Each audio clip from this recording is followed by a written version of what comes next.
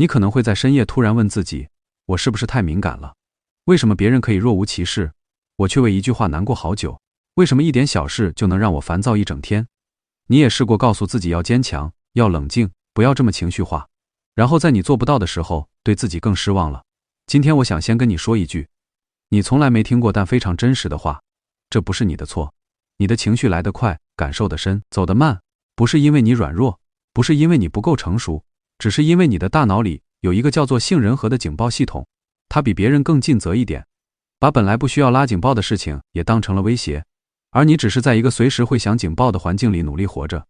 今天我们不谈怎么压抑情绪，不教你变成一个没有感觉的人，我们要一起探索的是，真正厉害的人从来不是没有情绪，而是学会了与情绪共存。就像稻盛和夫这位日本经营之圣，他经历过破产、病痛、孤独，却创立了2家世界500强企业。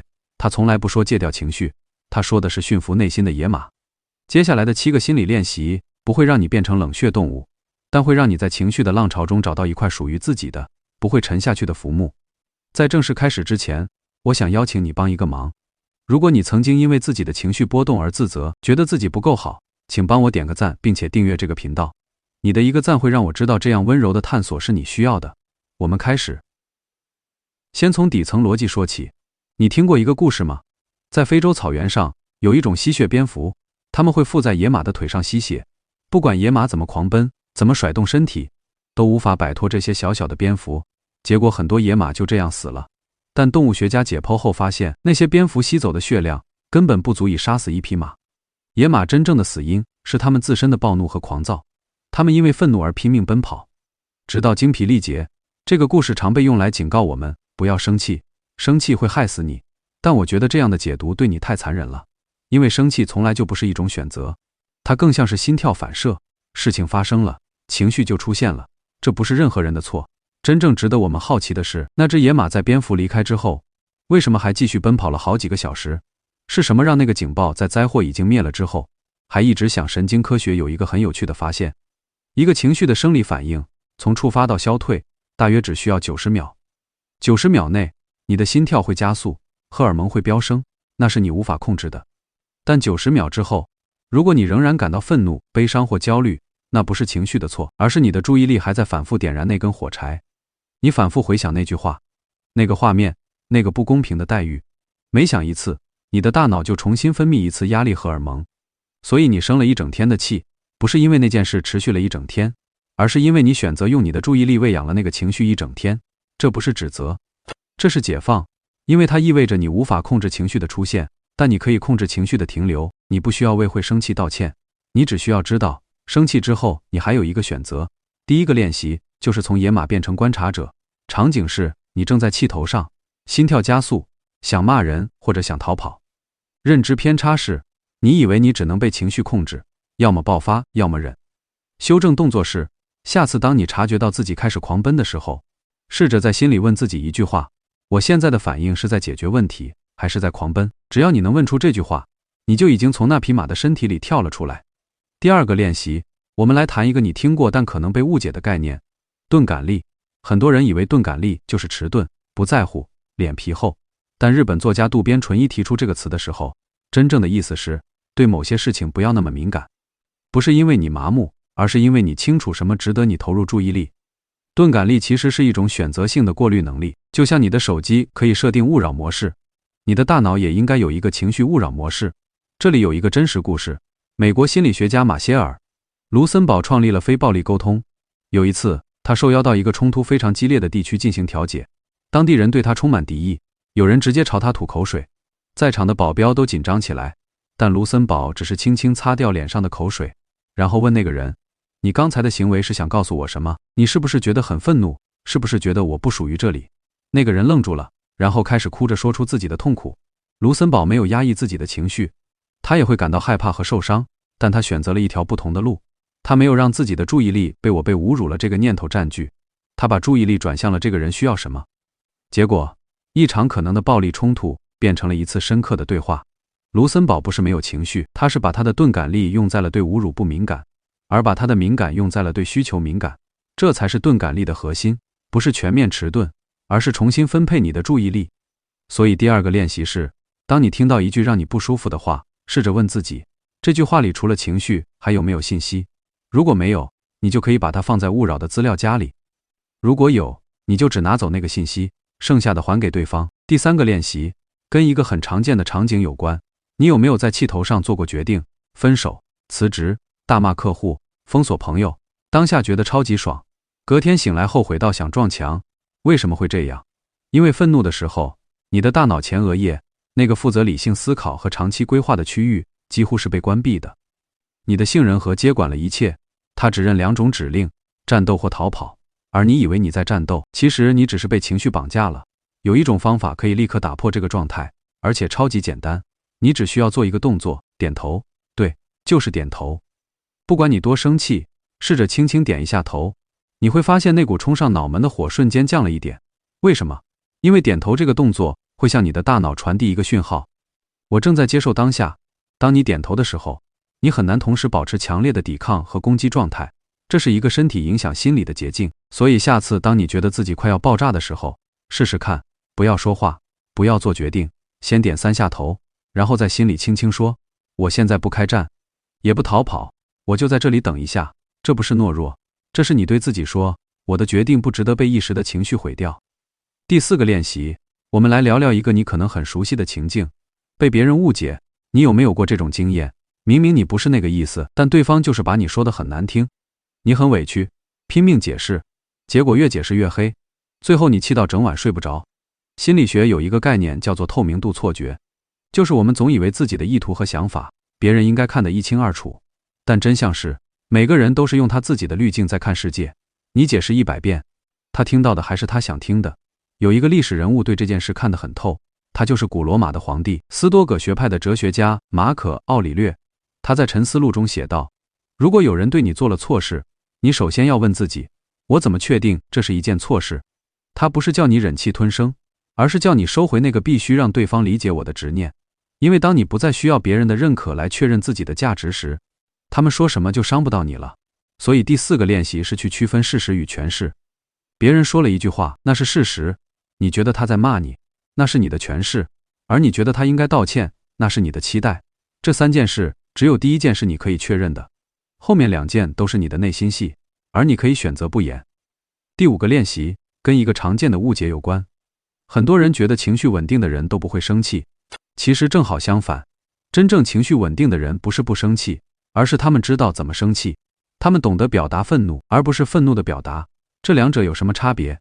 愤怒的表达是被情绪控制，你大吼大叫、摔东西、说伤人的话，表达愤怒是你控制情绪。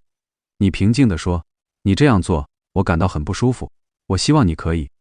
我曾经看过一个企业家的访谈，他说他最欣赏的员工不是那些永远笑脸迎人的人，而是那些敢于在会议上平和地说出我反对，而且我觉得不被尊重的人，因为后者展现了一种力量。我的情绪是重要的，但我不需要用崩溃来证明它。这是一种极其昂贵的教养，也是一种可以被练习的能力。那么，要怎么做到表达愤怒而不是愤怒的表达？一个非常实用的技巧是用我开头，而不是你。说我觉得很受伤，而不是你伤害了我。说我需要一个解释，而不是你老是这样。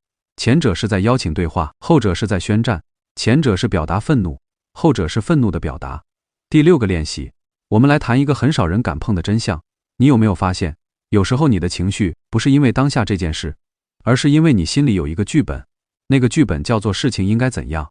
比如，你觉得伴侣应该记得你的生日，同事应该体谅你的辛苦，陌生人应该对你有礼貌。当现实不符合剧本，你就生气了。但你有没有想过，你的剧本是你自己写的，别人从来没有同意过。心理学家叫这做应该思维，它是所有负面情绪的最大来源之一。而破解它的方法叫做接纳。接纳不是认同，不是投降，而是承认事情已经发生了。你不需要喜欢它，你只需要承认它是事实。比如，你的伴侣真的忘了你的生日，你可以生气，也可以伤心，但如果你一直说他不应该忘记，你就会一直痛苦下去，因为不应该是一个永远无法实现的幻想。而如果你说他忘记了，我很难过，接下来我要怎么做？你就从情绪的监狱里走出来了。这让我想起一个禅宗的故事。一位徒弟问师傅如何做到不生气，师傅说，你见过花对风雨生气吗？徒弟说，不会。师傅说，因为你没有期待花应该怎样，他开你欣赏，他谢你接受。对人也一样，把每个人当作一朵花，它有它的季节，它有它的样子，你不需要对一朵花生气。所以第6个练习是检查你的应该清单，不需要写下来，只需要在每次感觉到愤怒或失望的时候，问自己，我是不是在期待一件别人从来没有承诺过的事？如果是，那这份期待是你自己的功课。第7个也是最后一个练习，它跟一个你可能没想过的角度有关。你的情绪其实是一种资源，不是负担，是资源。怎么说呢？负面情绪就像身体的疼痛，疼痛很讨厌，但疼痛告诉你，你的手被烫到了，要赶快缩回来。没有痛觉的人反而最容易受伤。同样的，愤怒告诉你，你的边界被侵犯了；悲伤告诉你，你失去了一个重要的东西；焦虑告诉你，你面临一个不确定的未来，需要做准备；嫉妒告诉你，你内心深处真正渴望的是什么。所以问题不在于有没有情绪，而在于你有没有听懂情绪想告诉你的话。当你把情绪当作敌人，你就会跟他打架，打得遍体鳞伤。当你把情绪当作信差，你会听完讯息，然后谢谢他，让他离开。这就是真正的与情绪共存。你不压抑它，也不被它淹没，你让它来，也让它走。就像天空中的云，来了又走，而你是那片天空，不是乌云。稻盛和夫在他的著作中分享过一个亲身经历。年轻时，他曾经因为公司倒闭而失业，穷到差点去加入黑社会。他说，那时候他每天都在愤怒和绝望中度过，觉得全世界都对不起他。直到有一天，他突然问自己，我这样生气能改变什么？如果我注定要穷一辈子，那我能不能选择穷得开心一点？这个念头一转，他开始把全部精力投入研究，后来创立了京瓷。他不是没有情绪，他是学会了在情绪中还留有一小块清醒的空间，那一小块空间就是自由。如果要把今天聊的这些浓缩成一个随时可以拿出来用的小仪式，它大概长这样。下一次当你感觉那股熟悉的浪潮又涌上来的时候，先什么都不做，就只是停在那里，像站在月台上看着一列火车进站，你不需要上车。然后，如果可以的话，轻轻点一下头，不是对谁，是对自己。这个动作会告诉你的身体，我没有被淹没，我还在这里。接着，你可以问自己一句话，我现在的感觉，它的名字叫什么？只是命名它，不用分析。它愤怒就是愤怒，悲伤就是悲伤，命名就能降温。再来，如果你愿意的话，可以再问第2句话，他想告诉我什么？也许是边界被侵犯了，也许是需要被听见了。情绪是一个信差，不是敌人。最后，轻轻地呼吸3次，然后你可以选择回应他，或者让他离开。没有标准答案，这不是一个你必须做到的检查表，它更像是一个邀请，邀请你在情绪的洪流中找到一块属于自己的，不会沉下去的浮木。我想跟你分享一个我个人非常喜欢的真实案例，它来自一位我深深敬佩的心理治疗师维克多·弗兰克。